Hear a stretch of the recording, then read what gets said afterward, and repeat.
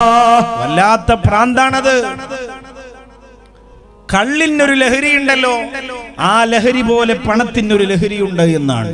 കല്ലറാറത്തിൽ ഖംർ, കള്ളിന്റെ ലഹരി പോലെ മസ്തു പോലെ പണത്തിനൊരു മസ്തുണ്ട്. അല്ലെങ്കിൽ ഈ പലിശക്കാർ ഇത്രയും വാത് കെട്ടിട്ട് മാറണ്ടേ? മാറിയോ?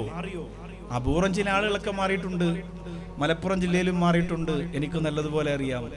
ചിലപ്പോ അവരൊക്കെ വാത് കാണുന്നുണ്ടാവും, ചിലപ്പോ വന്നിട്ടുണ്ടാവും. ഈ അടുത്ത സ്ഥലത്തുള്ള ഒരാൾ അങ്ങനെ മാറിയിട്ടുണ്ട്. അതുകൊണ്ടാണ് ഞാൻ അങ്ങനെ പറയുന്നത്.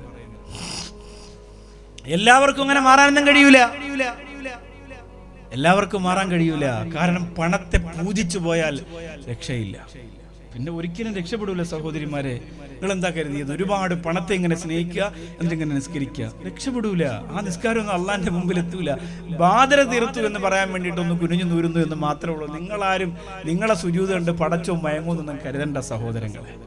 വട്ടപൂജയായിരിക്കും അള്ളാന്റെ ലോകത്തിൽ. പടച്ചവനെ നീ ഞങ്ങളെ കാക്കണേ റബ്ബേ, അല്ലാഹുവേ നീ കാക്കണേ റബ്ബേ. നല്ല വൃത്തിയോടെ ചെയ്തെങ്കിൽ അള്ളാഹു സ്വീകരിക്കുള്ളൂ. അള്ളാഹ്ക്ക് രണ്ടത്താണിയിൽ നിങ്ങളെ നിസ്കാരം കിട്ടിയിട്ട് വേണ്ട അള്ളാഹ്ക്ക് അവിടെ വലിയ മഹത്വം ഉണ്ടാക്കാൻ.